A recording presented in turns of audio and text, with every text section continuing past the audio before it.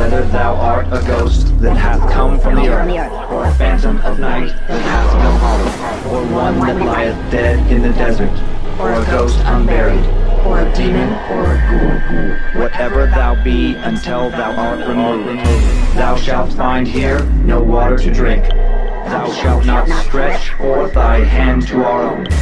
Into our house enter thou not. Through our fence break through thou not. We are protected, though we may be frightened. Our life you may not steal, though we may be scared to death. Welcome to Scared to Death, Creeps, Peepers, Roberts, and Annabelles. I'm Dan. Hello, Dan. I'm Lynze. Hello, Lynze. Hello. We just got our Spotify Wrapped info for the year, and just want to take a second to thank everyone who gave us a chance in 2024. We saw a 21% jump in followers on Spotify. Woohoo! 36% of our listeners found the show in 2024. That's crazy. Yeah, we're on in 112 countries now. It's just been a really fun year for Scared to Death, and also the response to Nightmare Fuel, just wow. Really hoping to focus even more going into 2025 on this side project that was just a total gamble this past year. So yeah, thanks for the support, the feedback. It all really motivates us to get better on this show, motivates me additionally to do more with the worlds being created in some of the Nightmare Fuel stories. So just thank you. Yeah, it's been really fun to watch you explore that space, because I know for so many years we've talked about like, what would be your dream job? What would be your dream project? And Nightmare Fuel is very much that. Yeah. So it's really, really cool. And just, the things you guys say, like, can you make it into a book? Can it be a movie? Can it be this? It's like, just know that in the background, we're also hoping and wishing and praying and trying to figure out what that might look like. Like, listen, if any of you are just, huge Hollywood executives and you'd like to give Dan a movie, we're here for the taking. And then just one more quick thing. If you're looking for the perfect last minute holiday gift this season for somebody you love or yourself, you can now gift Patreon memberships. Very cool. Yeah, for Scared to Death, you just go to patreon.com/scared to death podcast/gift. We will put that link in the episode description.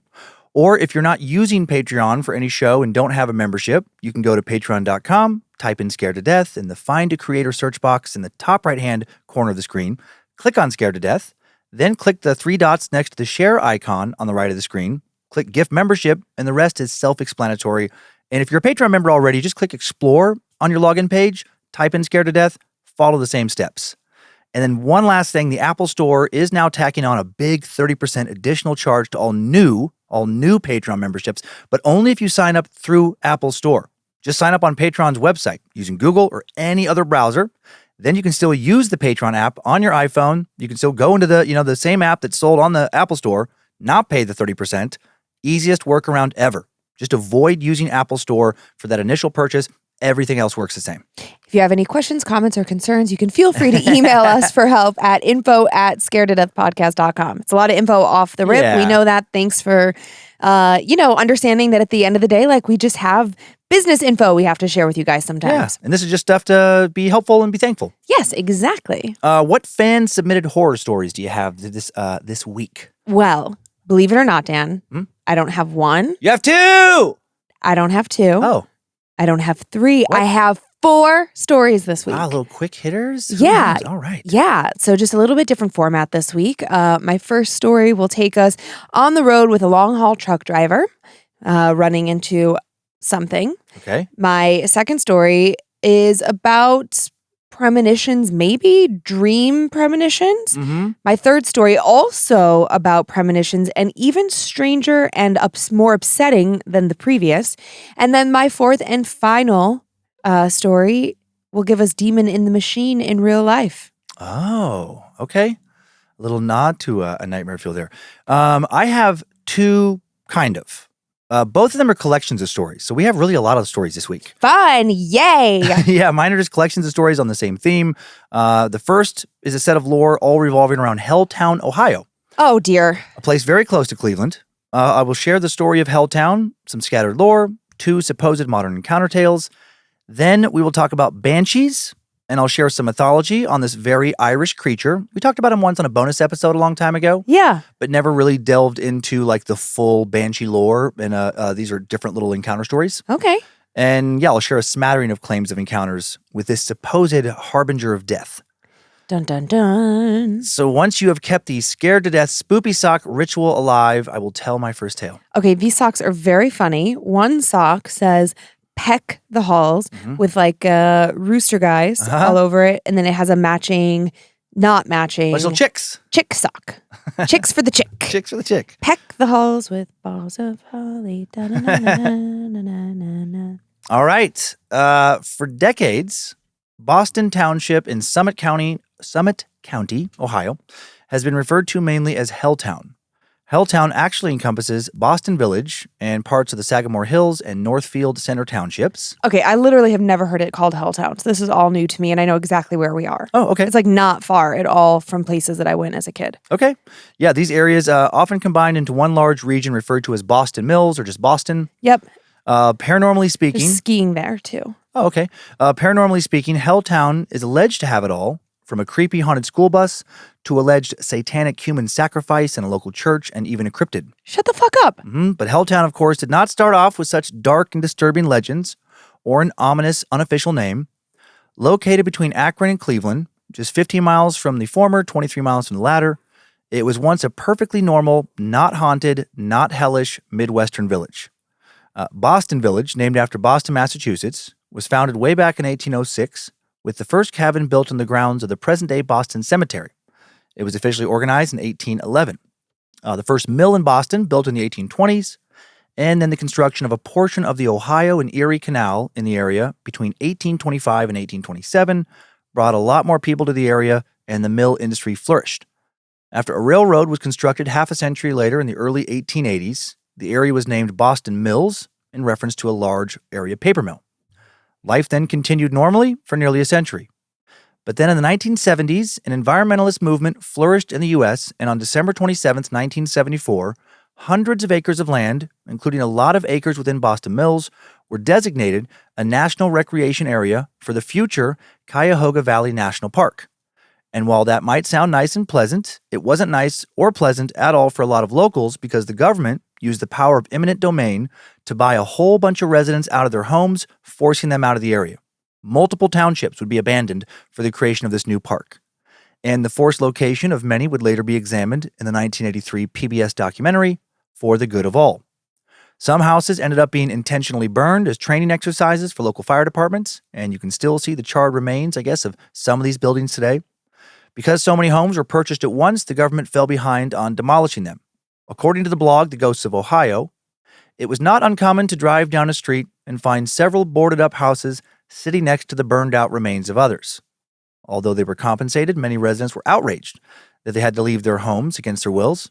The Cuyahoga Valley National Park was later established in October of 2000 when Congress changed its status from a national recreation area to a national park. The government had put up no trespassing signs during its national recreation area days, but during the previous 26 years, while the land sat almost totally abandoned, waiting to become that national park, it became a breeding ground for urban legends and gave the area its new, foreboding name. Time now for the tale of Helltown. During the waiting period, in 1985, the local Crashy family still owned a private dump near the area now known as Helltown, which they sold to the National Park Service.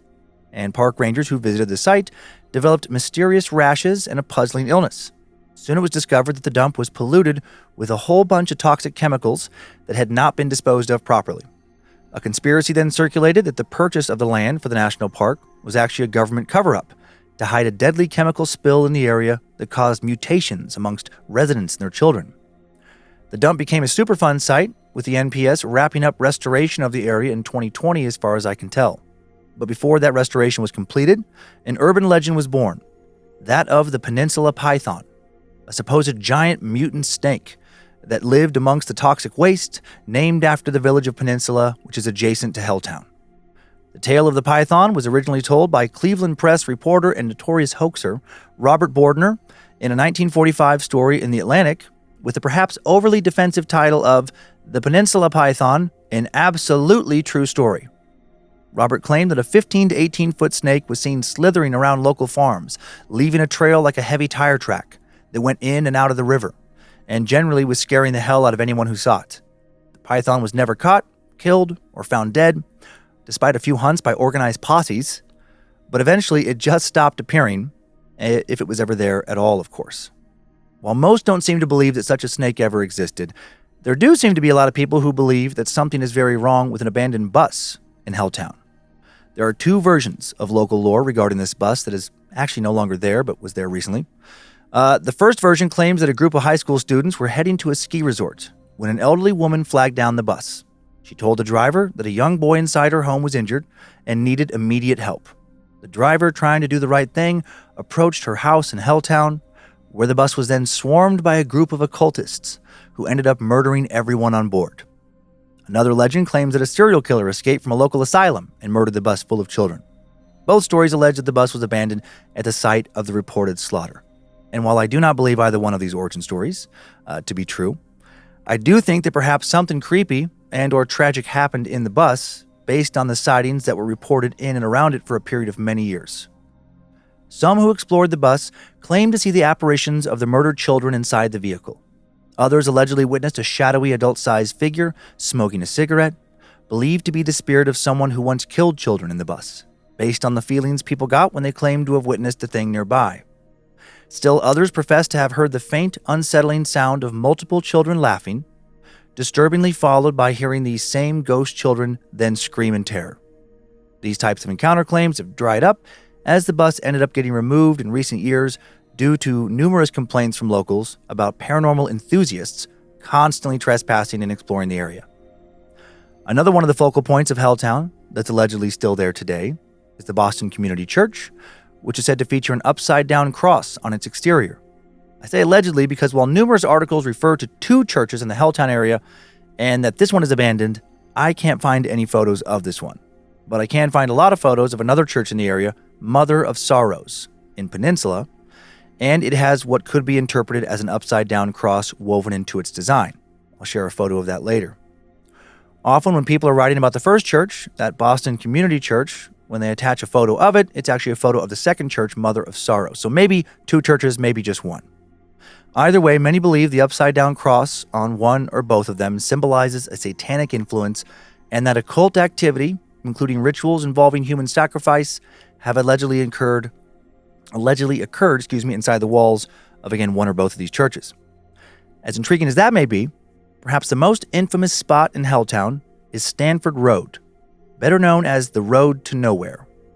Stanford Road is a dead-end road with a steep hill and a sudden drop that can make anyone riding along it feel like you're about to drive off of a cliff. Many believe this road is cursed, and that if you drive down it at night, you'll either experience a tragic accident or you will encounter an evil spirit, and we will revisit this road in a few moments. Finally, while all of the abandoned houses in Helltown were finally torn down in the summer of 2016, stories persist that a group of strange people, or people-like entities, still live in the woods of Helltown to this day. The blog Colonial Ghosts published the following account of one reader's experience visiting Helltown. Someone wrote, "I've experienced much in my explorations over the years there, some of which I don't care to remember, and some of which I can never hope to explain. Helltown is not truly abandoned. It does have residents, but they are a strange and frightening breed.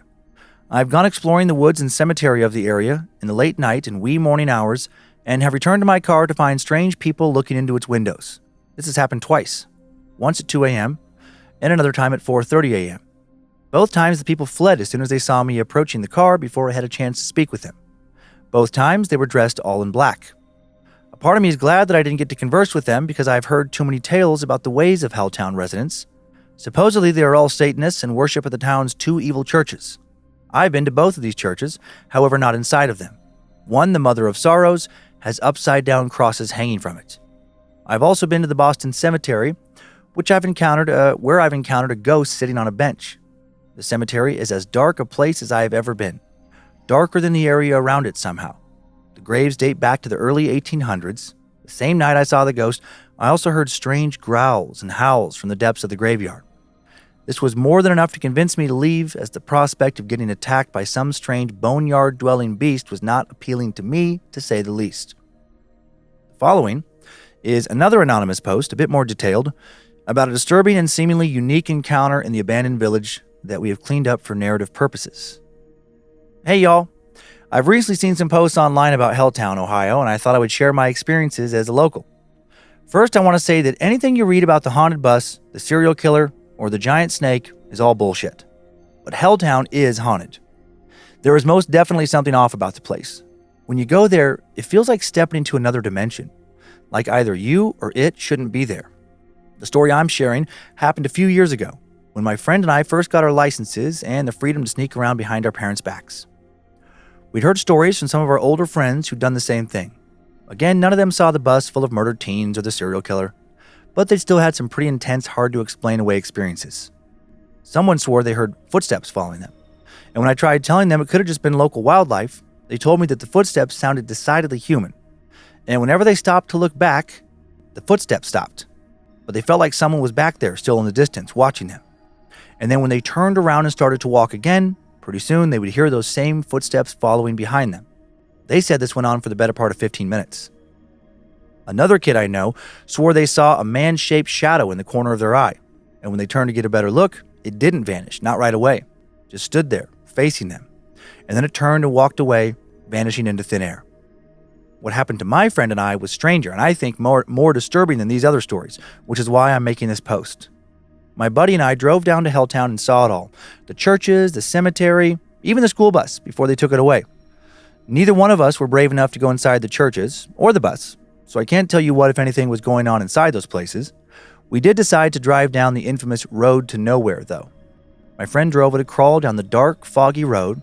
We got there about an hour after sunset, not accounting for the recent time change, and by the time we got to the road, it was so dark.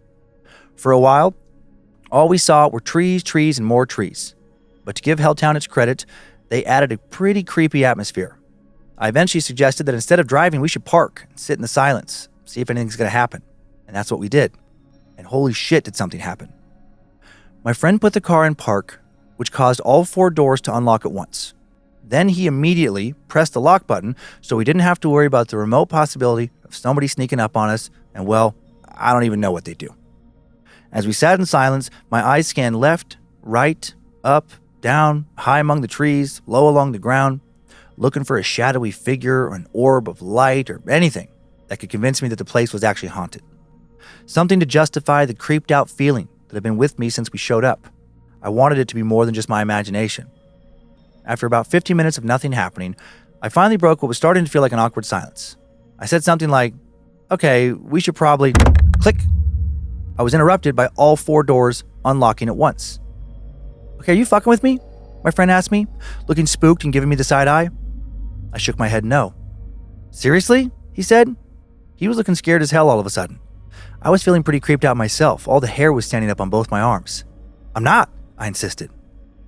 He clicked the lock button on his side, and while the familiar click reassured us that we were once again safe, the feeling didn't last long.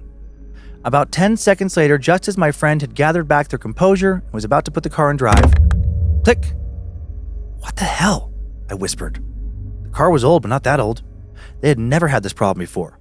It was weird for it to start malfunctioning all of a sudden. And why did it happen in Helltown of all places? "Let's just leave," I suggested. My friend nodded in agreement. Click. This time the click noise sounded different.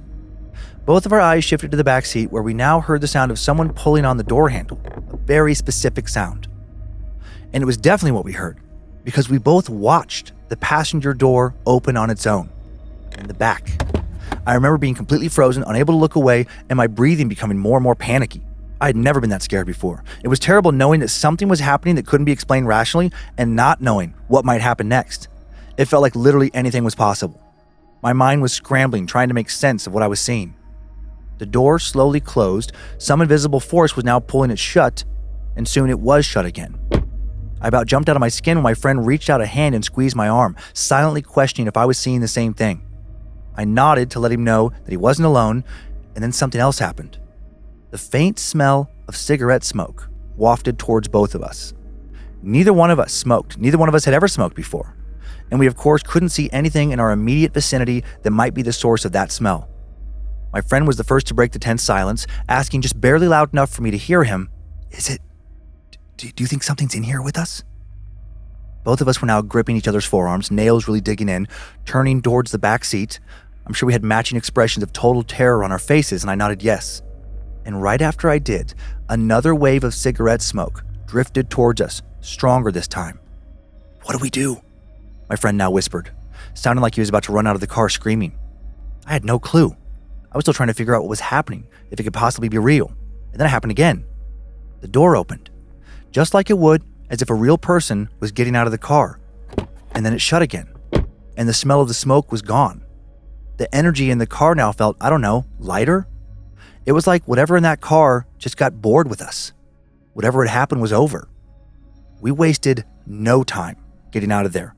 My friend and I debriefed later that night, and we both agreed we had to have seen a ghost, a spirit, whatever you want to call it. There's no way my friend could play such an elaborate prank on me, and I wouldn't have been able to do that to him either. So that's my Helltown story. It was certainly terrifying in the moment, but also, honestly, fascinating. I definitely feel lucky because I know from all the horror movies I've watched that it could have been so much worse. That's terrible. That's so terrible. Let me tell you partially why that like really freaks me out. Yeah. During the pandemic, my girlfriend Randy and I, like it was, it was so hard to like keep communication going and stay sane, right? Yeah. And so we would meet. We would each get coffee from home. Oh, I remember this. Right? And then there was like, there was a new development going in, and there was like this spot that you could just kind of go and park where they hadn't cornered it off yet. Yeah. And so we would sit in our own cars. We'd roll down, like she would stay in the driver's side. I'd move to the passenger side. We'd, put our windows down and then talk across, right? Just for safety and like all the things or whatever. And just the very thought of like, that's what I was envisioning the whole time. Just sitting there, hanging out with a friend. I mean, obviously these people are in the same car, but just like that idea of like my locks beginning to what I think is malfunctioning, and then a door opening and closing on its own. Yep. And then the thought of this mofo ghost sitting in the backseat of my car, just blowing cigarette smoke into my face. Get the fuck out of here. How am I driving my car home? Yeah, that moment of like a door, just one of the doors in the back. Oh my God. I mean, I know some brand new cars have a function where it's like you can push a button and make the door open. But that's real new. Yeah. So like, 99.9% of the cars in the market, if that just, there's no that's got to be like, for that. Yeah, that's got to be like, now, I guess the only modern version of that we would already know is like when you're in a minivan and they can open the slider when it's That's got that backdoor sliding door thing. Yep. But for a car to have the door swing out. Exactly. That's what I was going to say. Swing out, not on a track. Yep. And then swing back in. Totally. Yeah. That's insane. That's so upsetting. Yeah. I did not care for that. I also feel the need to say this. I think that when you were at the beginning and you were talking about Boston Mills, I think there is skiing in Boston Mills, but I was also thinking of Brandywine. So just for my Ohio listeners, in case I have lose any street cred? Yeah, well, it's been a while, and I'm not a skier, and I never was, and I still am not. So I could be wrong.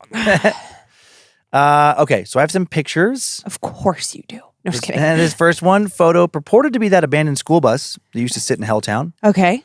I mean, certainly very creepy looking. Especially if you were trying to explore that at night. Yeah, no thanks.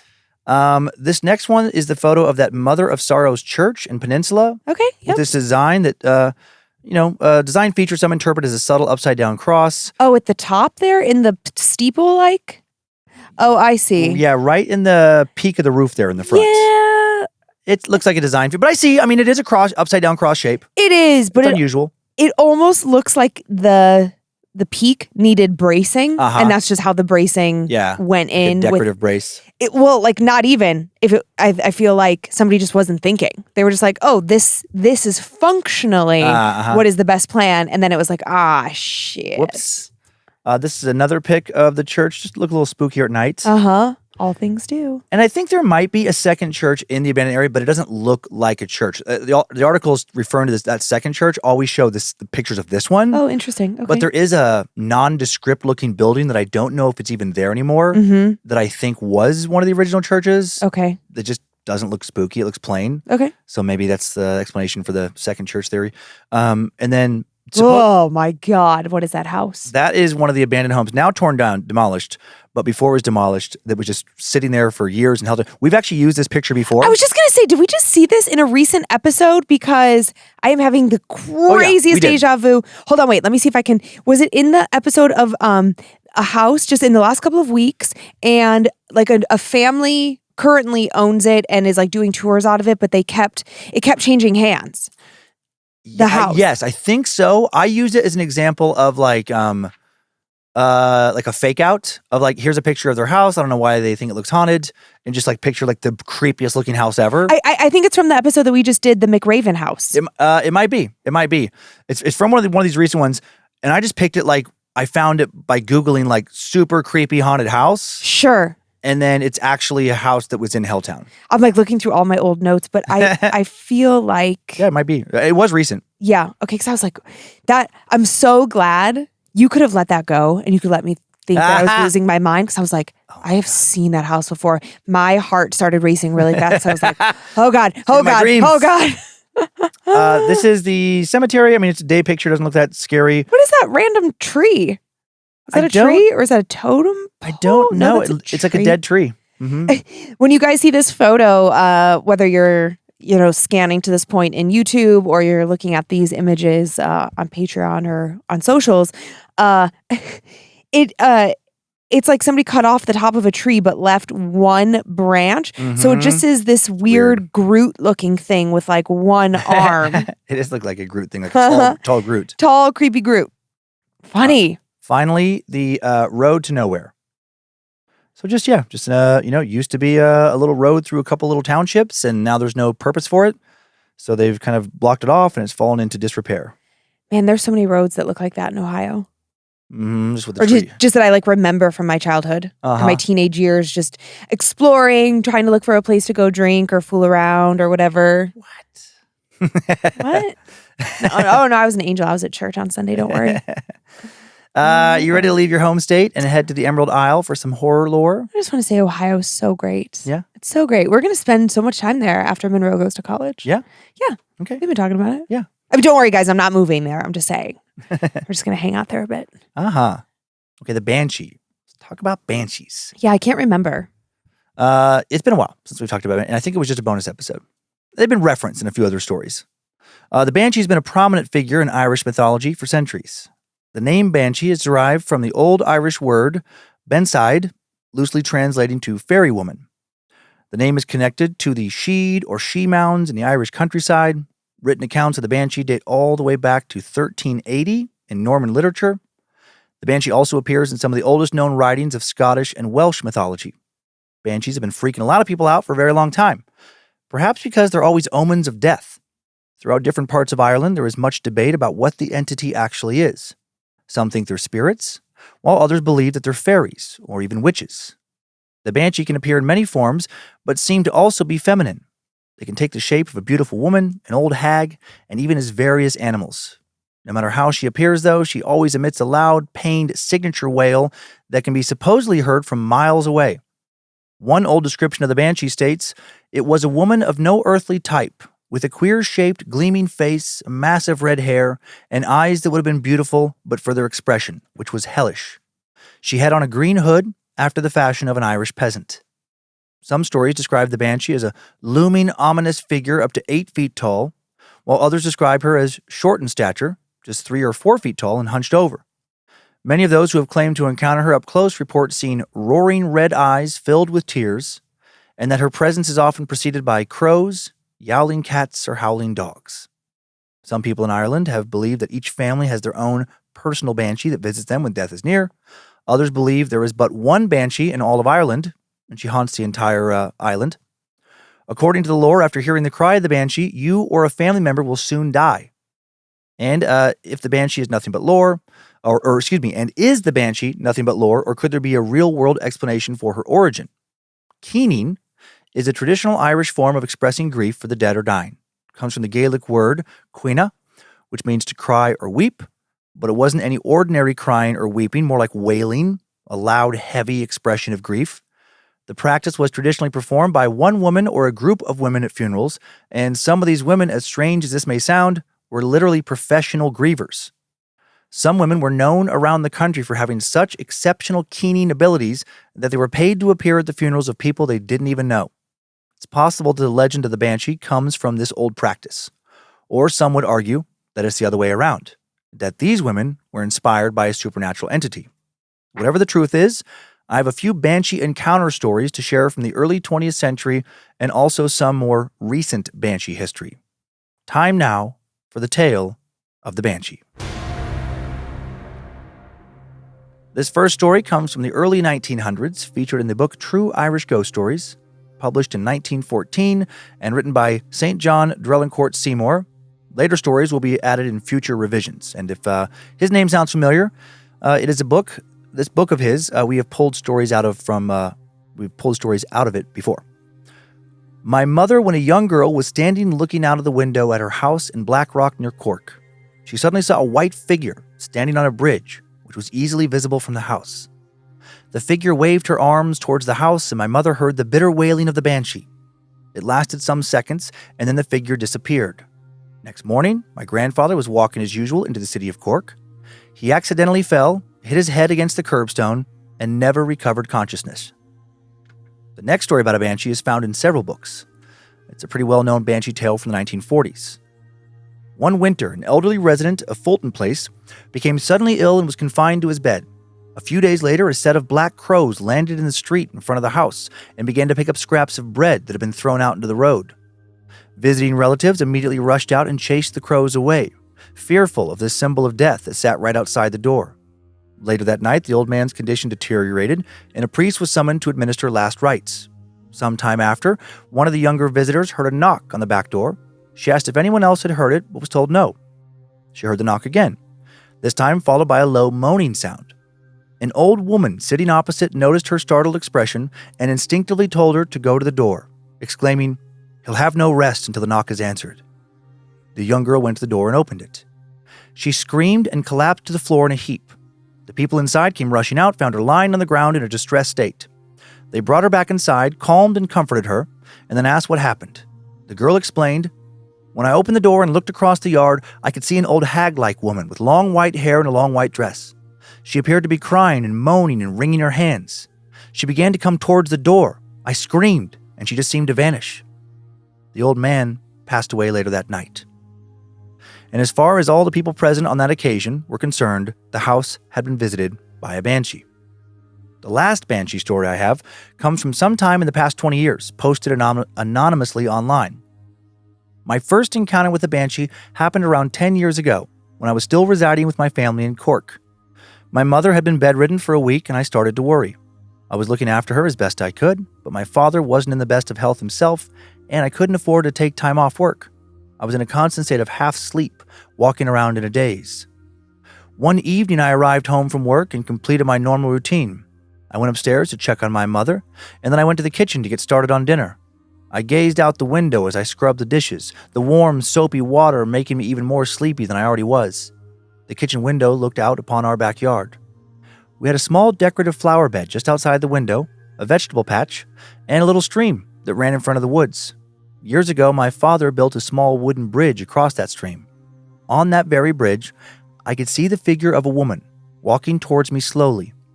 I wasn't quite sure if I was seeing what I thought I was seeing, or if I was extremely tired and so delirious I was hallucinating. My mind leaned towards the latter because she didn't look like a normal woman. She appeared kind of how I expect a ghost would look, white and wispy, though I could make out distinct features. An hour or so later, I had all but forgotten about the woman, pretty certain it had just been a product of my extremely tired imagination. I finished up supper with my father, and we sat with my mother, talking and reliving old memories until she fell asleep. As I took the dishes back downstairs, ready to clean up for the night, I spotted something in the periphery of my vision. I looked up, and sure enough, on the bridge, there was that woman again. I shook my head to clear my vision, but she was still there. She seemed in more solid form now, wearing a white dress with long, waist-length dark hair hanging loose. Black, piercing eyes stared right at me. It had been a good 3 hours since I had been downstairs last, and I wondered what the woman could be doing, especially on private property. I dried my hands off quickly with a towel, slipped on my shoes, and went out the back door to ask the woman if she was all right. Perhaps she was lost and needed directions to the nearest bus station. As I stepped outside and looked over at the bridge, I saw nothing. I ventured over. It was quite dark, and I figured maybe I just couldn't see her in the darkness. But no, I stood at the edge of the bridge alone, the silence almost deafening. However, although I was alone, I felt like I was being watched. A little out of sorts, still wondering if I really was that run down that I was imagining all sorts of things, I quickly headed back inside, locking the door and drawing the curtains shut. It took me hours to fall asleep that night. I couldn't stop thinking about her. The following day, I was off work and decided to tend to the garden. I wanted to pick fresh vegetables to make soup for dinner. As I was on my knees in the soil, I heard some scuffling. Thinking it was a squirrel, hedgehog, or even a fox, I stood up to look around. I listened carefully and determined the noise seemed to be coming from the bridge. I walked over, and to my astonishment, I saw a strange deer, the whitest deer I have ever laid eyes upon. It stared at me with large black eyes, and something felt especially strange and intentional about the interaction I was having with this creature. It took me a moment to realize I'd seen those eyes before. I got lost in my thoughts for a moment, thinking about how they were the same eyes somehow of that woman. Then as I lifted my head up again, pulling myself out of my own thoughts, the animal had vanished. That night went by rather smoothly. My family enjoyed the soup I made. My father and I spent the evening at my mother's bedside to give her some company and cheer her up. Once again, I took all the dishes downstairs to clean up for the night. As I walked downstairs, I heard a roll of thunder, followed in heavy rain, drops battering the window panes. How strange, I thought. It had been beautiful all day, not a cloud in the sky. Then as I was scrubbing the dishes, I heard a knock on the door. I was immediately a little wary. We rarely had visitors and never this late. I dried my hands off and smoothed my hair down to look a little more presentable and went to open the door. The noise is what hit me first. My ears felt like they were bleeding. As soon as I swung open the door, the most pained wail rang throughout the house, as if it was coming from all directions at once. It was so loud, for a second I thought I felt the house shake.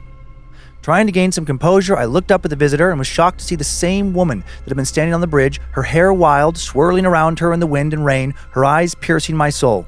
Her mouth was a huge black chasm. I fell back in absolute terror, the anguished, screeching cry ringing all around me. I started to feel lightheaded from the noise, and I was certain I was about to pass out. I heard a loud crash of thunder and a flash of lightning light up on the doorway, enhancing the dark features of the woman and burning her expression into my brain forever. And then everything stopped in an instant. I blinked, and the woman had vanished. The storm was gone, the house was silent. But now I heard another distant wail, from my father. I rushed upstairs, saw him contorted in grief as my mother lay next to him dead. Months later, my father told me what I had encountered was a banshee. Apparently, we were lucky to have a spirit that cared so much about our family. It meant we were good people. He believed that the banshee helped take my mother to the afterlife. I hope he's right. One more strange thing about that evening before I'm done. I had gone to inform our neighbors of my mother's death that evening, and not a single other person had seen or heard any storm that day. Although my father told me we were lucky to be visited by the banshee, I felt haunted. For months, every time I'd close my eyes, I would see her face, those eyes, that gaping mouth. I would hear the echoes of her scream ringing in my ears. The experience left me with a feeling of dread, a sense that one day I'll see her again.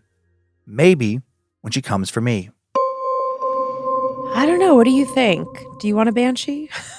I don't know. Do you want a family death banshee? I don't think we get one over here. But you don't think they can travel as far? No, I think they're I know, I'm just being silly. But it reminds me of like Grim Reaper kind of mythology and stuff. And I mean, I guess if something is coming to take you, okay. Actually, I used to be as a little kid, I'd be like, oh man, it'd be so scary to see the Grim Reaper. Yeah. And knowing that death was coming for you. Uh-huh. But if you did see some Grim Reaper-like figure like a banshee, it would also be proof that you're not just, well, it wouldn't be proof, but it would suggest a strong possibility that you're not just going to like poof and your existence is over. Because this is something that is not living, that does exist. And it's coming for you to take you, presumably, to wherever it is. But what if which it's is kind of exciting. Unless it's taking you to hell. Yeah, that would suck. Like, you don't know where it's taking you other than the other side. And what is the other side? We don't know. Nope. I think we just poof. I think our energy, I know you don't love that. Okay. I think, what was I just watching recently? Maybe I was watching it with you, where they said something to the effect of like, when we die or energy transfers. Oh, we were watching From. Oh, uh-huh. And I don't know, I know a lot of our fans are watching it now. Yeah. So good. I know, it's a weird show. It's a weird show. I don't want to give anything away because I don't know where anybody's at, but one of the characters in the season finale of what was this, season 3? Mm-hmm. the like scientist-y guy. I didn't watch it from the beginning. I like hopped in at like season 2 with you guys, but got caught I can't up. remember his name. There's so many characters in the show, but I know what you're talking about. Yeah. And he says like, you know, he's like an astrophysicist or some kind of... He's a big tech guy, just a brainiac. He like got it. Okay, great. Made Thanks. hundreds of millions in tech, yeah. Great. Okay. Well, he says, you know, if we're going to follow these theories, when, you know, people are energy, like we are a form of energy. We give off energy, AKA vibes, like whatever you want to call it. Yeah. And when we die, this energy, it doesn't just go away. Like it just goes kind of into the ether, but it lingers, right? And that's what I believe. I believe we die. And I think that we can leave a reverberation of ourselves, but I think that's it. I just think that's it. I don't know. Now I wish I could jump ahead to next week. Yeah. Because I have a story next week's episode that's interesting, possible proof of an afterlife. Okay. Yeah. But yeah, I have next week in your Christmas Eve Victorian tales? Yep. So the non-Victorian, it's going to be one Victorian tale and one like, you know, modern. And the modern one is, it's fascinating. It's not like an anonymous, you know, it's one that you can look up this video. You can see what I saw. It's pretty wild. I don't want to give anything too much away, but it's, I was like, oh, it reminds me of Teresita Basa, one of those type stories where I'm like, how do you explain this? Okay. Well, we'll talk about that next week, and I will try not to fall asleep during the Victorian tale like I did that one time. I know. I think it's a pretty good one this year. Okay, Tiny Tim. Tiny Tim. Somebody wrote in and said, when does Dan do his Tiny Tim tales? They said, you sound like Tiny Tim when you do those. Okay. Okay, I have some pictures here. Great. Let's have it. This first one, an illustration of a banshee called The Banshee Appears, created by American artist R. Prowse in 1862. Yeah, that's a cool old drawing. Drawing. Yep. Almost like an engraving, maybe, the way it's drawn. And then this next one, another 19th century banshee illustration, comes from a book published in 1834 by Thomas Croker called Fairy Legends and Traditions of the South of Ireland. And there's the banshee just waiting for someone to die. So weird. The tree that the banshee is sitting in front of looks like a crocodile. Like it looks like scaly. The texture of it. Yep. And then one more, just a modern illustration from 2017, found on the website occultworld.com. So creepy and so beautiful. Really, really well done. Yeah, it's really cool. If that comes for me, I am fucked. Yeah. No, thank you. Oh, there was something in my brain. I know what it was. I had this last thought about hell. Yeah. I will say I'm not, maybe I should be, but I'm not worried about hell. Here's my big hang up on hell as it's been described to me by various people over the years. Yeah. You know, just the forever torturing, like it never ends. You know, burning specifically, all, you know, getting. Yes, we know. We're all familiar with what hell is supposed to be. I just think about how you acclimate to certain things. Like humans are amazingly adaptable and we can acclimate to terrible things. Okay. Yes, burning would be so outrageous, but I feel like after you've been burning for like 5 years, you're over it. You know, you're just like, whatever. Okay. I'm used to this level of pain. Like I've been burning for so long. I'm just like, whatever. I mean, maybe that's not how it works. I like that though. That's what I tell myself. I like it. Okay. I don't really believe in heaven, so I don't really believe in hell. So I think it's like a little bit lost on me. Yeah. Okay. You know, which is crazy. Like the Catholic girl, you know, like all those years, but okay. Just real quick sidebar, and then we'll dive into these 4 stories. When we hear people talk about like, oh, I had a near-death experience and I saw a white light, I saw heaven, I saw heaven's gates. I cannot think of, this doesn't mean it's not out there, but I cannot recall any time hearing a story of like, oh yeah, I had a near-death experience and I saw hell. I've come across those stories. You have? Yeah, there's a few out there. A few? Yeah, there's not a lot.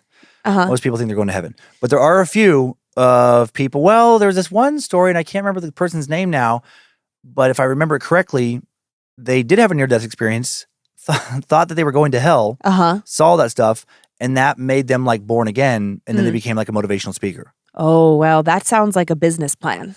True, I know that. But that doesn't sound genuine to me. But I bet, you know, for every story that's online that somebody takes the time, I look at it like the number of listeners compared to the number of people who leave a review. Sure. There's way more people listening than will ever leave a review or a rating. I don't disagree with that. And so I bet there's way more near-death stories, intense stories out there that we'll just never hear because the people don't share them with anybody. Like, they don't get posted anywhere. Sure. Including the hell stories. But again, Yeah. my personal experience is that so many times, like, oh yeah, near death, white light, blah, blah, blah, blah, blah, blah, blah, blah, blah, blah. I know. It reminds me. The odds are, I'm like, okay, so to me, I think it's like, yeah, you're hoping that there's a heaven. No one's hoping that there's a hell. True. So it's like, I don't actually even think that you're seeing a white light or any of that. I think like, it's something that the brain is doing as it's shutting down. I don't think you're going to some up in the sky thing. It reminds me of just, again, really quick, but like reincarnation tales. They always crack me up where I'm like, why is almost everybody who talks about, previous lives, they had really cool previous lives? like they were a prince of this country, or they were like this important historical figure. I'm like, no, odds are, just statistically, you would just be like random blue collar jobs going back forever. Why can't you just be a regular person? Yep, why can't you were a stonemason, you were unemployed for a while. You were a cobbler, you were a nanny, you were a school teacher, homemaker, a librarian. Yep, I know. But despite all that, I still choose to believe that something's out there. Well, that's nice. Okay. Okay. What kind of Layla do you have this week? I'm sticking with the traditional one. Trad? I've been feeling comfortable with the brown Layla lately. Trad wife Layla? Trad wife. Oh my God. Totally. Oh, okay. All right. Here we go. Let's get on the road with our long haul truck driver. Hey, queen of all that is spoopy, and hey, Daddy Dan, your friendly trucker here with a paranormal experience. Thank you. I'm not sure how to start this, so I'll jump right in. I was driving down I-20 East to make a delivery in Waterloo, Iowa. I was on the phone with my husband when all of this happened. I was in Williams, Iowa, when out of nowhere, I heard something hit the side of my truck. I let out an audible, "What the fuck was that?" I told my husband I was going to pull over and make sure there was no damage. I got out of the truck and the call immediately dropped. Weird, since I had full bars. Anyways, there was no visible damage after doing a quick inspection. I got back in the truck, called my husband, and pulled back onto the interstate.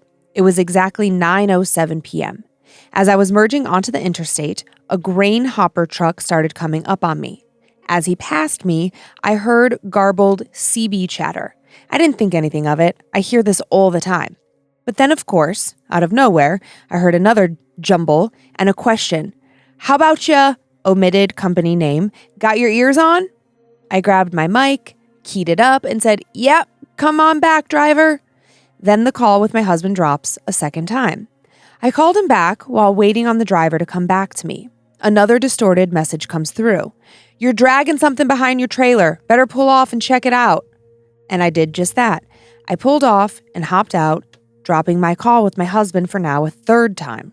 This time, as I'm halfway to the back of my trailer, my husband called me back. "James, you need to stop talking to whoever that is on your CB. I think you're having some sort of paranormal experience." "Wait, what?" I asked him. He said, "I think you need to keep driving. Don't stop until you get to your stop or the next truck stop."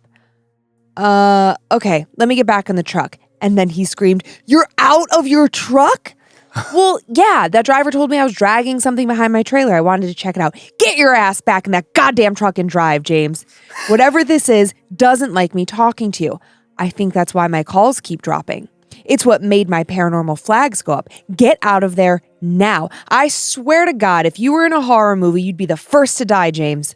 I did as my husband told me and drove. I made it to my delivery, dropped my trailer, and drove to the truck stop for the night. While trying to process what had happened, I went inside to purchase a bottle of water. As I came back out to my truck and got in, I noticed the cabinet above my bed where I keep all of my dry food in was wide open. I always have it closed, and in fact, it's tough to open, and it can't be opened on its own. There was a can of soup lying on my bed, soup that I had in the very back of the cabinet and was behind a loaf of bread, but the bread hadn't been moved. I took a picture of the cabinet and tried to send it to my husband, but it wouldn't go through, while every other picture I sent him went through with no problem. Weird. Thanks for keeping it spooky. Much love, James, your friendly LGBT trucker. I love James. Oh, I just hit the wrong button, I realized. But That's okay.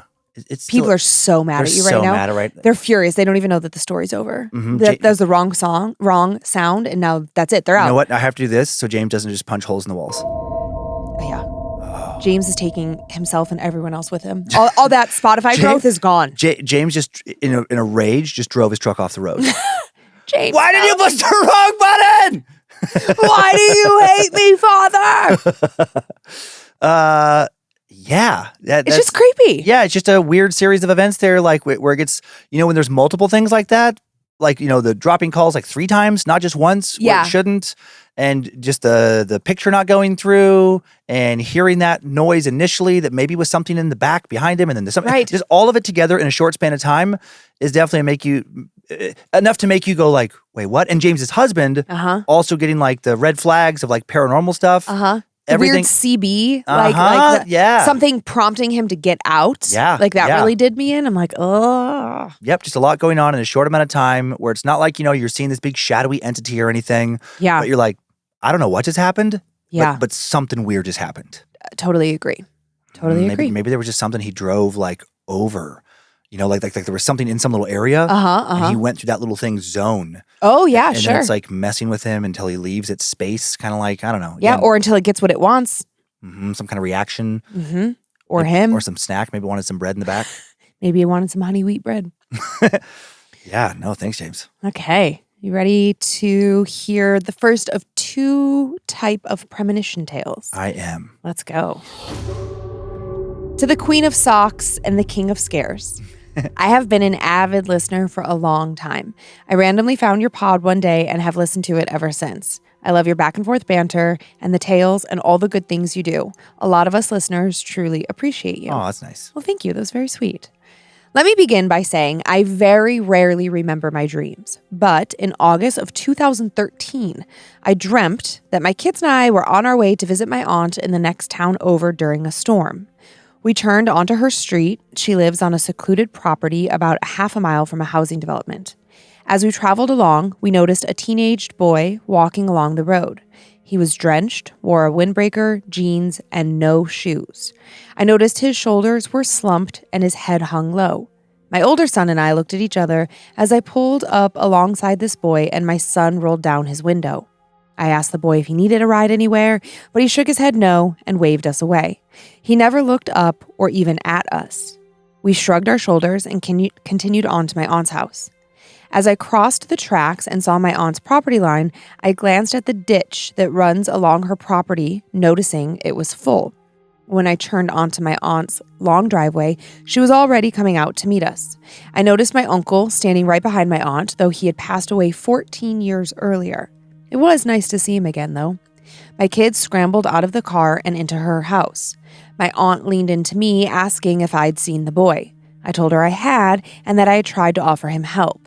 She wanted me to go back and check on him again because she had seen him walking along the road all morning long. As she is saying this, my uncle is standing behind her, shaking his head slowly from side to side. I woke up crying, overwhelmed with feelings of sadness, my heart aching. I called my mom, who was immediately worried because I'm not known to be a crier. She wondered why I was feeling so sad after the dream and even asked if I had recognized the boy in my dream, which I did not. Monday came around and I'm sharing my dream with my coworker. As I'm talking, his eyes grow bigger and bigger. Once I'm done, he tells me there is a kid who was reported missing in the same town my aunt lives in. My coworker had even planned on volunteering for the search party. I had no idea about this missing kid. The summer storms we were having finally subsided, and the search, while briefly paused before, was now set to resume. A few days later, I received a text from my friend. As I'm reading it, he calls me. Before I can say a word, he is asking what my aunt's name is. I share her name, and he says she's on TV and that she has found the boy's body on her property. I tell my mom everything, and now she wants me to go check on my aunt. The next day, I go to see my aunt, who's already heard about my dream. She walks me to where she found the boy. As we're walking, she tells me about the father coming to her door, asking about his son and if he can search for him on her property. Of course, she said yes, but told him she wouldn't be coming out to assist as she's quite a bit older and didn't want to be out in the storm. He comes back later to say he did not find his son but left his contact information just in case. Later that morning, my aunt found the boy herself. A black bird had flown into her house, but she had somehow managed to shoo it away. But it gave her a bad feeling, and she decided she needed to check her property. She usually walked around her property after storms to assess any damage and needed cleanup. We come upon the spot the boy was found, and she describes how she saw black plastic poking out from underneath her pomegranate bush. She used her grabber to lift it when she noticed a bare foot, assuming it would be the man's son. She quickly called the sheriff. The young boy had died by suicide with a .22 he took from his house. He was wearing the same clothes he wore in my dream and no shoes, same as my dream. My aunt convinced me I felt what he was feeling in that moment and woke up when he died. She had me attend the memorial services with her so that I could close this experience. Family members shared beautiful stories about him. When his mom spoke, I recognized that she was Filipino. My aunt and I exchanged immediate glances. My dad's side of the family are Yakai and Mexican, while my mom's side of the family are Mexican and Filipino, which led us to believe that I must have been the link between the two. Neither one of us knew him, but for whatever reason, he had come to us. If I was feeling what he was feeling that night, and I'm positive I did, I do hope he's at peace now because he was hurting so bad.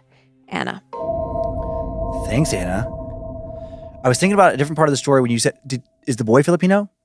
Well, he must be because his mom spoke at the funeral, he... And she was Filipino. Okay, got it. Yeah. Because I think that's crazy. We just brought up Teresita Basa earlier. Oh, yeah. But Teresita Basa was Filipino, and the lady who was possessed by her spirit possibly after she died was also Filipino. Like there was this connection there. I'm like, what is it about that culture specifically that has these like spiritual connections possibly between people? Maybe they're just perhaps as a culture more into it.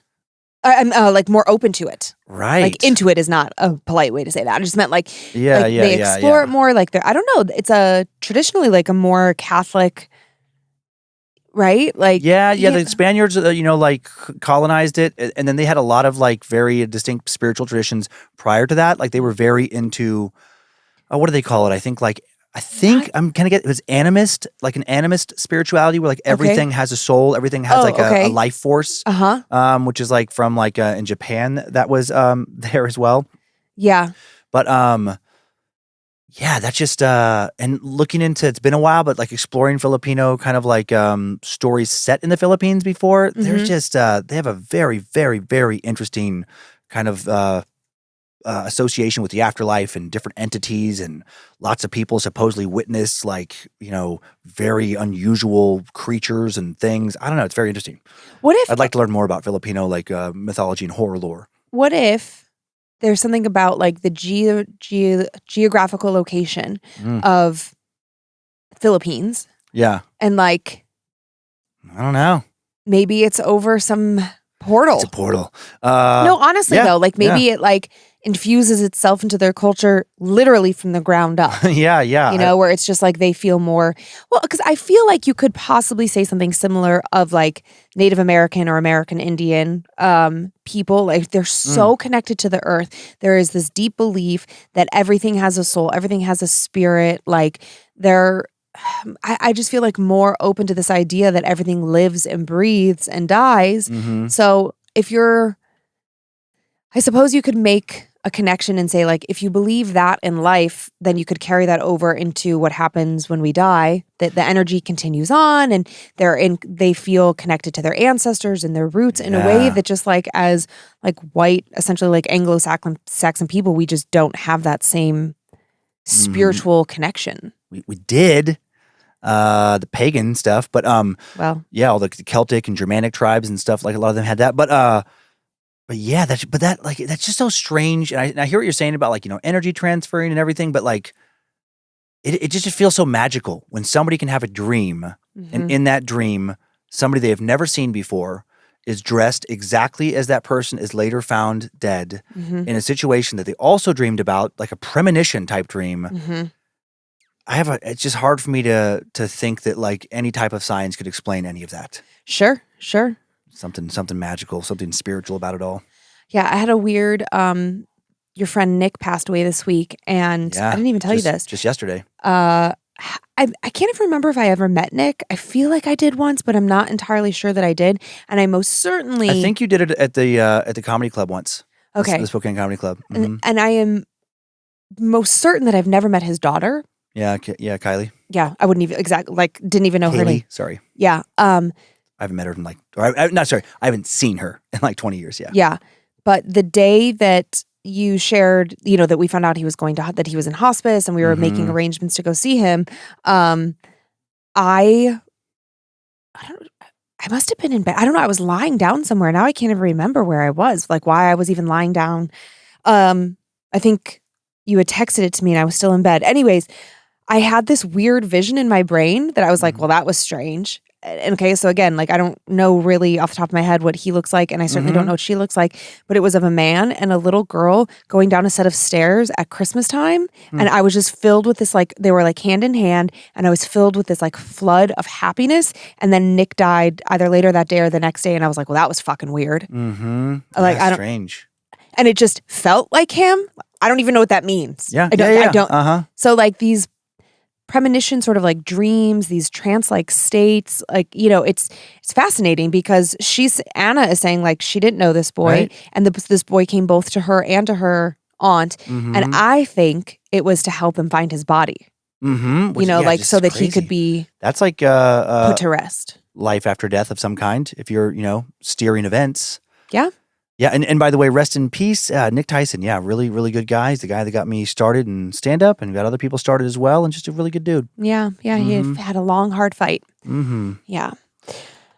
Okay, and also this week, Jerry Pauly passed away. Yes. Well, actually, I guess it was a week ago. By the time you guys hear this, it'll have been like over 2 weeks, but he passed away on Thanksgiving. Yeah. Sending our love to Tracy, and just a crazy, out of nowhere. Yeah, the Hillbilly Horror Podcast. Yeah, Hillbilly Horror Stories. Yeah, so if you can, they do have a GoFundMe going. We posted it on our socials, but even if that's not in your budget, if you can continue to listen to their show and support it, I know that they did have some sponsors. So, sponsors are based on downloads, and that is a way that you can help Tracy while she manages this next phase of her life. Yes. Okay, now this next premonition-y type thing is very peculiar. It's very odd. I had to read the story twice to really wrap my head around it. So I'm prepared for questions, but I'm just going to say, I think you really got to lock in on this one. Be focused. Hey, Lynze, and somehow Dan Cummins. I'm a huge fan. Thank you. My wife loves the show and is always listening to it in the car. And upon hearing some of the stories, this felt like a good place to get my story off my chest. I'm not sure if this is a gift or a curse.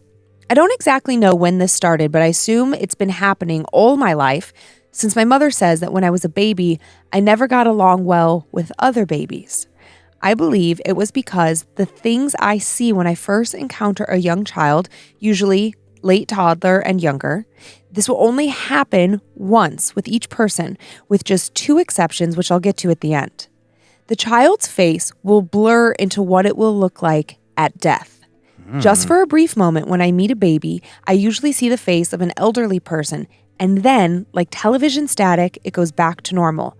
I had mentioned it once or twice when I was growing up if someone asked why I was making a face or looked sad after seeing a baby.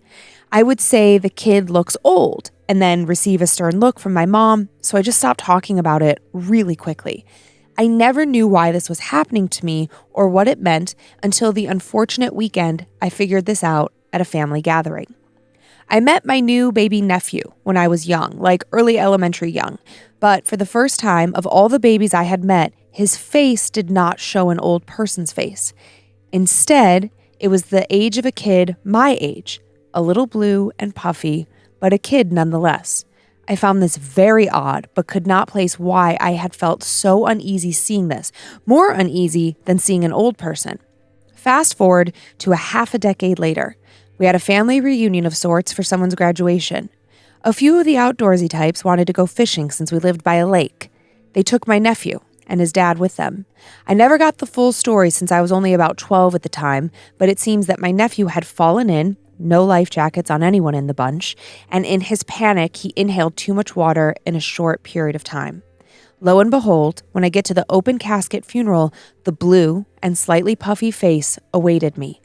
everything fell into place after this. All the old faces, all the middle-aged faces, the one middle-aged guy with the tracheotomy hole, the young faces, the ones with blood. I was seeing these people's faces in death. Now when this happens, I almost feel joy seeing the old faces. The baby will grow up to have a long life and die at the ripe old age of get off my lawn. I mentioned that there were 2 exceptions to this, though.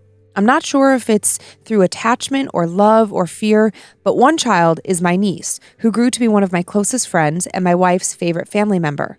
Her face was not old, and an eye was swollen shut like after a UFC match. It was too damaged to gauge her age, but her face currently seems like the right age of that, so I'm a little bit worried. The second face has become quite aggravating to me as it happens almost every day. Her face is melted, and the facial features are sunken and broken, similar to what that brother in Toy Story would do to a Barbie doll head. I can faintly smell the burnt hair and skin and some sort of sour chemical. This kid is my daughter, and she's 2 right now. JR. Oh. Isn't that fucked? Yikes. I was just thinking when they were telling that story. Yeah. I was like, oh my God, I would fucking hate, like, I've never heard of anything like that before, ever. Mm-mm. And what a true curse that would be. I mean, definitely curse. He's like, I don't know, gift or curse? For sure, curse. I mean, gift when you see the person is like old. Curse when you see that the person is going to die young. Yeah. So I see what he's implying there. By the gift. But like, I was like, oh my God, I wouldn't want that because when Kyler the kids Monroe are young, I'm like, I would be so terrified. And then if I saw them, their face changed to an age that wasn't elderly, well, now I'm just fucking panicked. Panicked all the time. All the time. All the time. Yep. Just a sense of foreboding, just dread, just that feeling just continually. Yeah, and I don't know what you do. Right? It's like, what does he do? You Never can't let put him in a his bubble. You can't put him in a bubble. I mean, for sure, I'm sure you're doing things like, well, my kid's never going to bonfires. My kids, like, we're never going camping. Like, you just start to like live in this weird space of like, I would go mad. Yeah, what are all the ways that I can protect my child from being near fire?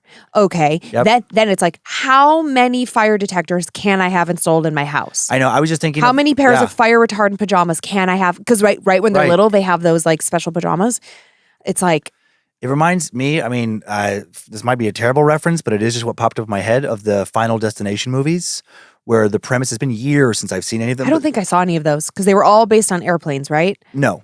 It's just this premise. Was the first one an airplane crash? I think there was an airplane, but it's been so long. I just remember the premise mostly of you can try to avoid death, but like, let's say, I can't remember like what omen shows up where I think you see something and then you know that death is coming for you. And so now you're just trying to be extra safe essentially. And then, but if you like avoid, like a car crash is supposed to happen and then you somehow avoid it, well, then it just still keeps coming for you in a different fashion. It's like once you've been marked, essentially, it's like things are just going to keep happening around you until you eventually die. And that made me think of like, okay, I don't want the kid around fire, so I'm going to keep him at home, and then the house burns down. It's like, right. And then you're tortured thinking like, well, if I would have let him go, am I the reason that they ended up dying because I tried to protect him? It would just be, I would go crazy. Yeah. JR, I wish that we had some sort of advice or some sort of like, oh, you can pray this away. You can uncurse yourself. Talk to everybody, priest, spiritualist, everybody. That was shaman. That was my next thought was like, I think all you can do is the best you can do. Yeah, I would consult every type, and I know some of them are probably going to be scammy, but like if you could just find one, if this is like this thing is real, then there is somebody out there who probably knows how to cure this kind of thing, or maybe. Perhaps they do, but like check with everybody. I would be probably seeking out reliable like tarot card readers or psychics, like somebody who might be able to tell me when and where this might happen. Like I would be that would be my initial, outside of like the prayers and the blessings and all these different things. Yeah. But so if we have any practicing witches or anybody in that space, if you would like to reach out to us, we're happy to pass your information along to JR. Obviously we can't guarantee that he is wanting or willing to connect with you, but we can at least pass the information along. Yep, exactly. Crazy. Yeah, that was terrifying. It's awful. And then we have one more. Okay. Hey, Dan and Lynze. I've been listening to Scared to Death since the beginning. Tales of the supernatural have always intrigued me, as I've always been a believer since my childhood. I am, in every sense of the word, a creeper. I was listening to an episode where Dan said how creepy it would be if something appeared in the screen. In his words, quote, right behind you. Something wasn't there when you turned around, end quote. Let me tell you, this happened to me as a child on multiple occasions. I grew up in a small town in central Wisconsin. My childhood home was 120 years old. Plus, you know, fieldstone basement old. Growing up as kids, always we wanted our own space. We were a family of 4 in a 2-bedroom, 1-bath house, and when we needed space, there really wasn't anywhere to get away from it all. I convinced my dad to remodel our basement. Before the remodel, it was like a dungeon. You know, old storage, root cellars, furnace, and not much else. So when I say creepy, I mean creepy. My dad divided the basement into 2 sides with a dividing wall. On one side was a place for us kids with bunk beds, an old tube TV, and a computer desk for us to play Diablo and StarCraft. Oh, the good old days. On the other side, nothing changed. Just the same 100-plus-year-old creepiness. After the remodel, of course I was excited. I shared a room with my sister for what seemed like eons, and I was excited to have my own space if I needed it. I slept one night in that basement, and only one night. To this day, though, it has been the best sleep I've ever experienced in my life. Late one night, I was sitting on the chair watching TV.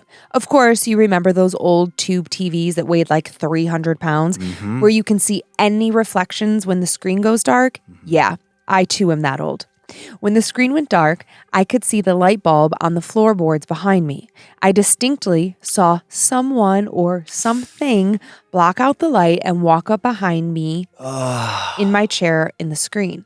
The ghost or entity or whatever you may call it cast a shadow on the wall in front of me. It started gradually on the floor and continued rising as you'd imagine your shadow growing larger. Thinking it was my dad checking on me, I said, "Oh, hey, Dad, what's up?" When he didn't answer, I looked behind me and literally no one was there. I got the shivers, the hair on my skin stood up, and when I say I ran upstairs, I mean I ran and did not look back.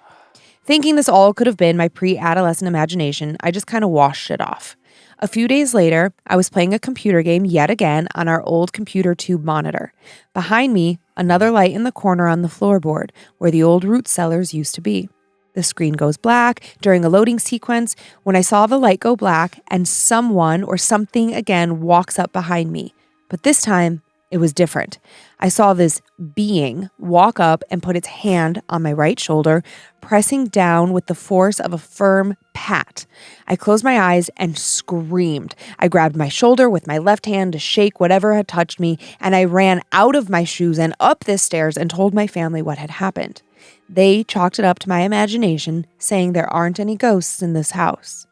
Through my childhood, I'd seen shadows on the walls, lights flicker, and I'd hear the occasional unexplainable sound, but nothing to the extent of what happened those first few days in the newly remodeled basement. To this day, I'm 35, I still run up those stairs and get the chills, and I never, ever, ever look back. After listening to your episode, I got shivers that sent me right back to my childhood, to that basement. I said out loud, "This is exactly what happened to me. I have to write into the show." While writing this to you, the hair on my body hasn't sat down. This was real. I know what I saw. I know what I felt. It truly was a ghost in the screen. Lawrence. Lawrence, oh my God. That, because, yeah, I'm older than Lawrence, and like having like. Yeah, you're old as shit. Having been around like so many, like, you love that. I love it because it's just so dumb. It's so dumb. You're not old. But having been around like so many like tube TVs and stuff growing up, I can know exactly what they're talking about. Yeah. Where, I don't know, like they were like more reflective somehow or something because of like the type of glass on them. I'm assuming that like now we have like anti-glare reflection, even like on our glasses and on our windshields of our cars. So I'm imagining it's like that technology was probably applied to TVs as well as over the years. Yeah, it must be, because I do remember that being a thing where now when you're watching TV, I mean, you might see a little reflection perhaps, but I don't really notice it much. Like, okay, like when we tend to watch TV upstairs now and we're sitting in the living room. I can't even remember ever seen like a reflection of our dining room table behind us in the TV. No, and I remember like growing up, it would be like, oh, hey, can you close the blinds? Because like the sun glare would ruin it. It would kind of like wash things out. Yeah. Yep. And you could see like, if I'm watching TV and all of a sudden like my mom gets up to go do something in the kitchen, I could see her reflection there. And then that really got me, the whole like old like tube monitors. And it is funny, like they were just so deep compared to like monitors now, these big, heavy, square things. And there would be, like this loading screen. So when the screen's all like lit up with whatever kind of like game you're playing, well now like the animation is bright, like there's enough bright colors to kind of like mask any reflection. Sure, okay. But then when you would like go to the next level, it might just, these older games, it would just be like loading and then like ... and then maybe have a percentage. Oh, yeah, yeah. And it would just have like this. It would kind of be like a bar and it would like fill up. Yep, sometimes it'd be a bar. I forgot about that. And then text, a bar, something like that, and tend to be in the middle of the screen.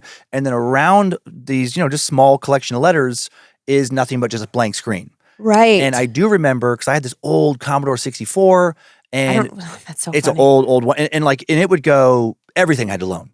Like there was constant loading in all of the games because it was so early. Yeah, and like dial up, you know what I mean? It's like the whole thing was. So your screen was blank off and on constantly. Yeah. And I specifically remember like so much reflection. Like you could see like the room behind you and just that visual and then something in that reflection coming up behind you. I would lose my fucking mind. Yeah. Oh my God. I would squeal. I would hit notes I've never hit before. That's terrifying. Yeah. So I thought that was a fun kind of throwback. Yeah. Man, I really like those that collection of 4. That was really fun. Noted. Yeah, yeah. I was taking in some feedback from the fans. Okay. So okay, yeah, cool. I think, here and there, we don't want to just like go for like the over the top, Yeah. And same thing. I like to mix it up too. I know like, I try to mix up like the modern encounters that we get, and all of this of course is alleged, with. They know that. Yeah. With stories that are more grounded in some history, at least, where it's like, a series of supposed sightings over many years in the same place. So you can go online, you can see all the websites. Yeah, I like that. Yeah, and just mix it up. Yeah. Yep, for variety. Absolutely. Yeah, absolutely. Yeah, but we always love, respectful, constructive feedback. Yeah, totally. Yeah, it is actually really helpful. And because so helpful. We do actually want to give you what you want. Yeah. We can't please everybody. We know that. You guys know that. That's just life. But the goal is to merge what we want with what you want. Yeah. And when you kindly and respectfully say like, hey, I've noticed recently. Totally. As opposed to like, you guys' show fucking sucks. It's like, that's not ever going to get you anywhere with us. Yeah. We're just not those people. You want to speaking of support and feedback, do you want to thank some of our Annabelles? Oh, yes, I do. I would like to thank the following Annabelles for their continued love, support, and patronage on Patreon. We know you have lots of places you can spend your money, so thank you for helping us do what we do. Amanda Hunt, Katrina Jennison, Isabella, Elizalde, Elizalde.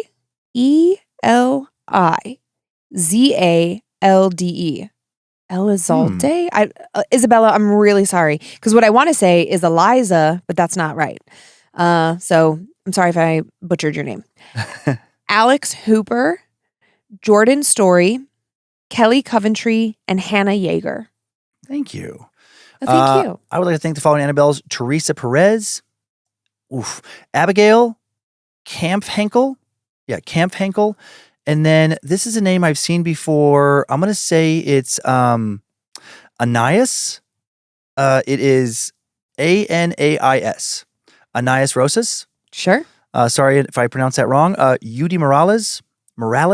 Nicole Sosie. I have never seen Tsosie. Sosie, probably. Tim nailed it. Nailed Tim. Michaela nailed Michaela. And then Whoa. You did what now to Michaela? I nailed Michaela's name. Thank you. And Chiffs. I will kill you. You've nailed 0 Michaelas in your life. Have I? Hey, you were the one talking earlier about your glory days of makeout spots. You were real happy talking about that. Glory days.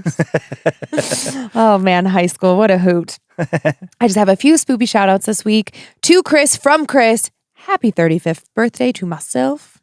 I love this one. To Captain Tism from Fat Gandalf.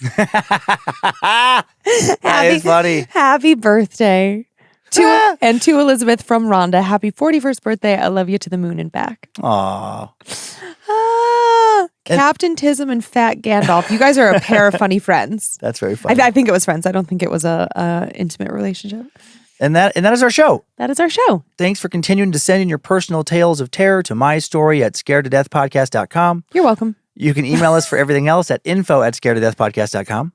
Thank you to Logan Keith, scoring today's show. Thanks to Heather Rylander, continuing to organize the My Story emails. Thanks to book editor Drew Atana, polishing and preparing listener stories for book number 6. Thank you to Sarah Finch, finding the first story I told this week, and to Olivia Lee, finding the second.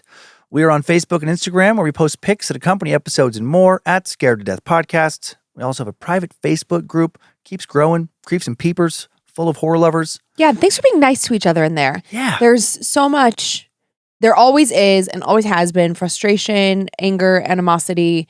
And I just love it when y'all can come together in there and just leave everything else behind and just focus on distractions that you can share with one another. It's very lovely in there. I appreciate it. Big thanks to the All Seeing Eyes, Creeps and Peepers moderators. Thanks for making our online community such a fun, welcoming place. Nice source of escapism. Enjoy your nightmares, Creeps and Peepers. Hope you were scared to death. Bye. If spirits threaten me in this place, fight water by water and fire by fire. Banish their souls into nothingness and remove their powers until the last trace. Let these evil beings flee through time and space. Evil may pass through, but hath no home here within, scared to death.